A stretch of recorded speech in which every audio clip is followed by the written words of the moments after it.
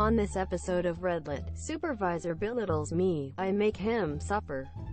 Supervisor belittles me, I make him suffer.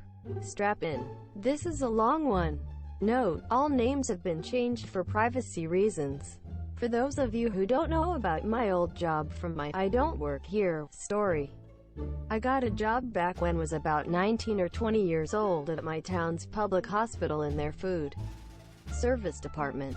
I stayed with the place for 3 years, but it has gone down as one of the worst jobs I ever had for many reasons.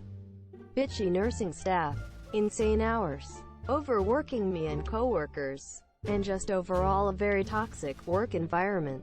I went in as a socially awkward girl with no spine for conflict or standing up for myself, and came out a much stronger person because of this place. But there is a particular series of events that led to that. Asterisk asterisk, let me set it up for you. Asterisk asterisk.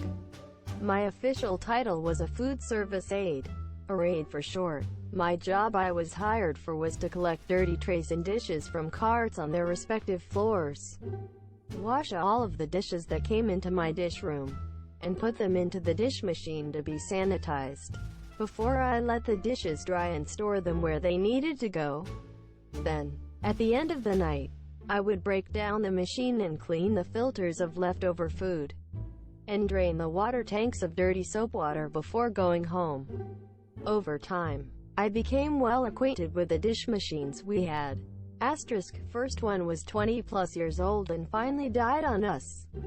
RIP Big Bertha asterisk.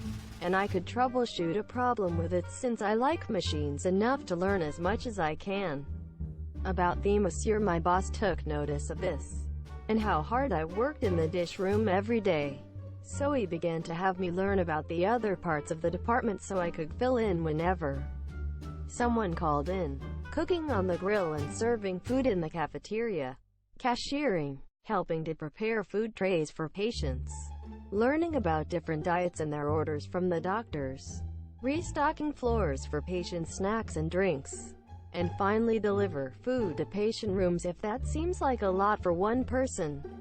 It was. Due to staff cutbacks, we were short a lot of manpower, so a couple of us had to learn as much as possible to keep us afloat.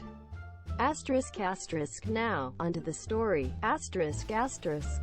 I had already been working in this small hospital for just over a year at the time, and I was determined to stay at least a few years to help make my work history look pretty good in the stance of longevity, that, and pure stubbornness, I guess. In that time, my boss hired a new supervisor for our department, who will now be called Chad. At first, Chad seemed like a pretty nice guy, and me, being the awkward dork I am, tried to help him fit in with the others at work. I told jokes to him, got him to open up a bit to the others, and soon he was able to have a conversation rather easily. All was good. Then he passed his 3-month probation period, and was no longer being constantly watched by boss. Chad turned into an insufferable asshole.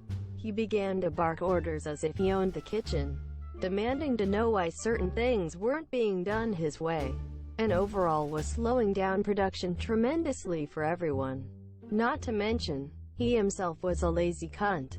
When there would normally be 2 people washing dishes, if one of them called in, it would mean whoever was there had to pick up the slack and do it all by themselves. Chad wouldn't lift a finger to help, unless he knew boss was going to be in the kitchen and not in his office by HR. And even then, Chad didn't know what he was doing. And to top it all off, he made it a point to take jabs at me in front of the others, trying to make me look stupid because I was the youngest member of the department. It felt like I had gone back to high school, being the quiet nerdy girl who was picked on for liking things out of the norm, and being laughed at for being weird. I like to draw, love anime, and play video games. So when the topic of, "What are you gonna do on your days off?" came up, I usually said something like, "I'm gonna relax at home and play. Insert game." After doing some chores, then Chad would make a remark like, "Well, you play video games? You must not have a life, asshole." It got to the point where I was so fed up with Chad's bullshit that I began to grow a bit of backbone. I was fed up with constantly having anxiety working with him, and hiding in the bathroom sobbing during my shift when he was making my life a living hell. I began to make cracks back at him, and get into yelling matches with him in the kitchen.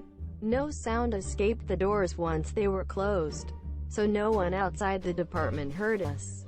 He couldn't fire me, only tell my boss and sign a write-up, which he never did because he saw it as a way of losing to me in our arguments. Anytime he made jokes at me, I threw them right back, and when I knew he was doing something wrong, I would fight back and tell him how it was supposed to be done. This went on for a few months, and then, the final straw. As a dishwasher, you're supposed to take temperatures in the dish machine to ensure it's working properly. It's supposed to reach a certain temperature when washing dishes to ensure everything is being sanitized properly. If not, there could be an outbreak in the hospital from germs or mold.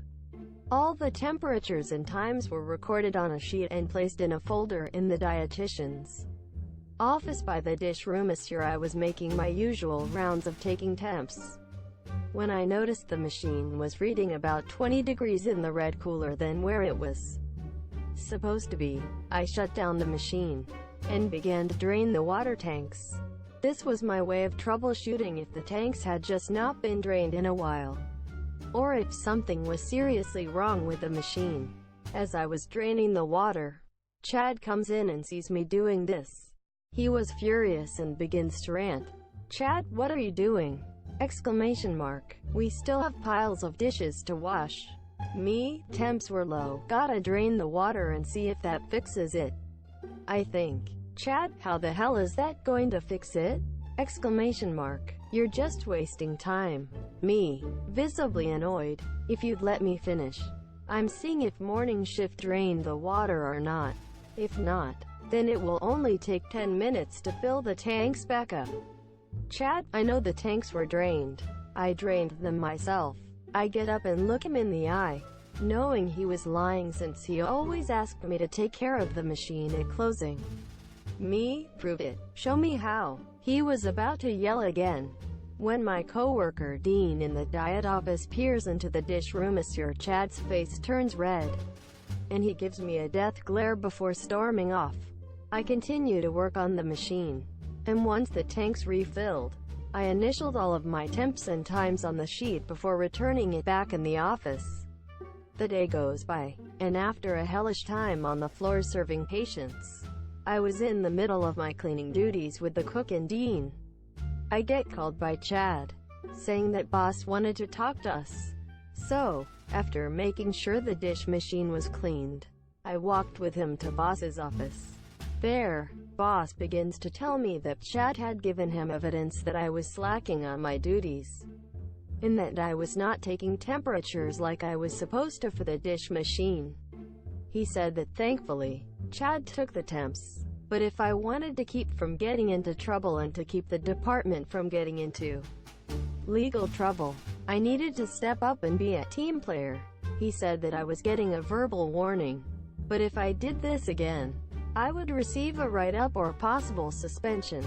My jaw hits the floor, and even though Chad is smiling smugly in the corner, I chose not to argue with my boss and head back to the department. Defeated and fighting back tears, I was sure that I took the temps, and when I checked the book, I was shocked to see what I found. My temps were still in there, and times I took this year, but the bastard actually photocopied the page, whited out my initials, and replaced them with his initials. He then traced over the pre-existing handwriting to make it look legit. With his initials, he made it look like I had not taken temps all day during my shift. I racked my brain wondering how the hell he could have gotten away with it with no one noticing him. And then it hit me. He must have done it in the diet office when no one was around, due to dinner trays being made under the dietitian's supervision. I was pissed. And I began to bide my time for an opportunity for revenge. It came about a month later, Now, since we are a hospital in a small town, it was normal for us to get catering orders for the members of HR and upper management for when they had meetings upstairs. Those orders were easy, because usually they wanted chips, pre-made sandwiches, and soda for about 10 to 15 people. However, we occasionally got huge catering orders for district meetings, and that was when we would bust out the catering dishes. Large white immaculate plates, silverware, glass cups, punch bowl, food serving plates, desserts, tea, and cloth napkins were usually used for these events. And even though it was a lot more dishes for the understaffed aides, it was pretty simple. This particular order was for the CEO, his workers, HR, doctors, head nurses, and the higher-ups who owned the hospital's contract. The estimated amount to be served was about 150 people. Since many members of the board were going to show up as well, usually we got the huge orders a week in advance, so the supervisor can arrange the schedule to have more bodies on deck to help. Chad, of course, schedules only me to be the afternoon dishwasher, meaning I had to clean the dishes for the entire hospital, and the catering order. This was my chance for revenge. As always, Chad didn't lift a finger to help me in the dish room, and the entire room was completely full of dirty dish carts from the floors. The hospital had about 95 patients that were eating, and morning shift had been running behind, so I had both breakfast and lunch dishes to clean. It wouldn't have been so bad if we didn't have to take apart the trays one by one to make sure no needles or blood were on the trays, and clean each piece. I was stressed beyond belief, because I knew that the 150 people catering order would be due any time now. But I kept myself calm and tried to keep doing my job. A few hours go by, and Chad calls out to me to shut off the dish machine. It was very loud, and tells me to go and pick up the catering order. Instead of arguing with him, I decided to do it, and asked if he was going to help me. He gives me a shit-eating grin, and tells me, "I have better things to do. You can do it alone." Perfect. So despite me being exhausted, sweaty, and have a wet uniform from my dishwasher apron with holes in it, I made my way to the management floor. I scope out the damage, and I realize I'm going to have to make 2 or more trips across the hospital to clean this up. I begin to pick up the dishes in the meeting room, take off the tablecloths, and stack them on one of the 2 long carts. While I'm about to clean up the food serving table, I look over to see the door that led into the HR office was open slightly, and a few women were laughing and commenting on how good the pork roast was at the meeting. I knew they were within earshot of me. It was showtime. In this moment, I was thankful for being clumsy and having sprained my ankles so much growing up, because it was easy to do this. While I was cleaning up, I deliberately tripped on a chair that was left slightly out and went crashing onto the floor. I sprained my ankle doing this, which was what I was planning, and the glassware I was carrying fell and crashed to the floor. The 2 women in HR heard this and rushed over to see me laying on the floor with shattered glass all around me and a few minor cuts on my arms, and they rush over to help me up.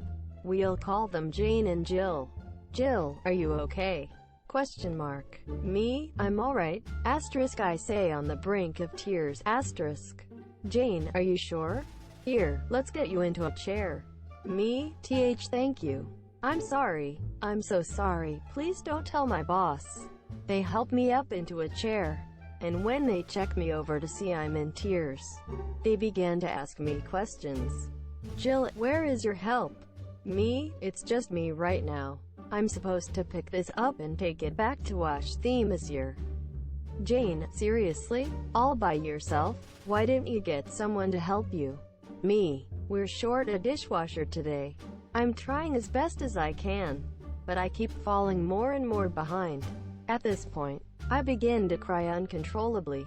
All of the stress and emotions I had bottled up from the past few months from working with Chad and The department had finally built up so much that I let loose my repressed emotions on these two ladies. I told them about the understaffing, the insane amount of overtime I and my coworkers were getting, how I was the only one doing dishes that day, how my supervisor refused to help me, and how much stress I had been in. I wasn't faking any of it. I was just waiting for the right moment to finally break down and tell the right people about all of the negative feelings I had. Needless to say, the two were shocked at my breakdown. Once I calmed down, they told me they wanted to see just how bad things had gotten in the dish room this year. If it was as bad as I said it was, they would make a case with my boss. So with their help, they helped me get back to the dish room with the carts of dirty dishes, and I held onto the cart while limping down the hall. Once we got to the staff door for my department's dish room, I told them to wait outside while I pushed the carts in. Confused, they comply and hug the wall, waiting to see what happened next. I slipped into the dish room with the carts like nothing happened, and Chad comes in and glares at me. At this point, the room was completely full of dishes, carts, and now two catering carts that took up a large amount of space. You could barely walk through the damn place. We then begin our normal yelling match, all while the door was left slightly open behind me. Chad, about time you came back. What took you so long? Exclamation mark. Me, I was picking up an order by myself. What did you expect, Chad? Exclamation mark. Chad, I was expecting you to do your job. Clearly you can't. Look at all of these trays. Exclamation mark. Me, I just picked up and began to work on lunch when you told me to get the catering. Did you do any of these while I was gone? Asterisk, gesturing to the room. Asterisk. Chad, no, I had my own work to do. You're just too slow. Me, how the hell am I supposed to wash dishes when I'm picking up the catering order? Exclamation mark. Chad, not my problem. Do your job or you'll get a write-up. With that, he leaves and I go back out to meet with Jane and Jill. Their faces are filled with anger and disgust from what they just listened to, and they reassure me that this was going to stop. Asterisk, asterisk, now asterisk, asterisk. We walk together back to the management floor, and as I limp into boss's office behind them, the two ladies began to go off on him about Chad and what he had been doing. Confused, boss had no idea what they were talking about, and looked to me for an explanation. However, Jill and Jane told him to follow us, and we walked back to the department. At this point, my ankle was throbbing with intense pain, since I sprained it pretty good. When we got to the dish room and opened the door, my boss was appalled at the amount of work that was left for me. And when he heard that there was no second or even third backup dishwasher scheduled, he almost lost it. He called for Chad, and the four of us waited in the dietitian's office. While we waited, I told them I didn't want him to lose his job over this, but I wanted him to know how I felt being left with so much work. I really felt this way, but a huge part of me just wanted to see them suffer. When Chad walked in to see me and three powerful people with me, his face turns pale, but his normal shit-talking face is replaced with one of fake concern and confusion. Though, his act fails, as boss began to demand why he didn't schedule someone to help me. He told boss he had been helping me as much as he could today, but Jane and Jill stop him and repeat what he told me before. Boss is disgusted, and he looks to Chad after discussing the situation more. Boss, this is what's going to happen. Op hurt herself cleaning up the catering, so she's going home for the day and will be off for 2 days. Chad, she can't go home, we're short-staffed. Boss, that was your fault, not hers. She's not going to suffer because you screwed up. Chad, but boss, also, I don't care how much overtime this accrues, you are staying after. Chad, what for? Boss, tonight, you're gonna be the dishwasher. All by yourself. You're going to wash every single one of those dishes in the catering order. And since it's almost time for dinner to be served to patients, I guess you'll be doing those too. if you leave anything for morning crew to clean up, and if the department isn't clean like it's supposed to, consider yourself fired. Once he said that, I was sent home for the day, and the three continued to tear Chad a new one as I limped out the door. When I got back to my car, I was smiling so much that my cheeks were hurting all the way back to my house. Epilogue. After I got back from my 2-day break, I noticed that there were empty slots open on the schedule that said new hire, but no hours. It seemed that after the talk, HR decided to grant us new hiree slots to help with our understaffing. But the slots were still empty. I also found out something that was just icing on my beautiful revenge cake. I found out from Dean that Chad had to stay until about midnight cleaning the entire load of dishes that he let pile up on me. And the next day, he even helped the one person he scheduled for morning dishes to clean up breakfast, since he scheduled himself to work the morning shift. But the cherry on top was that when there were large catering orders, Chad had to set up and then clean up the orders from then on, since he was convinced it could all be done by one person. So when he was cleaning a large catering order by himself in the dish room, and I walked by about to get ready to serve dinner to the patient rooms, he stops me. He then asks me if I minded staying back in to help him, since there was so much of the catering order left to clean up.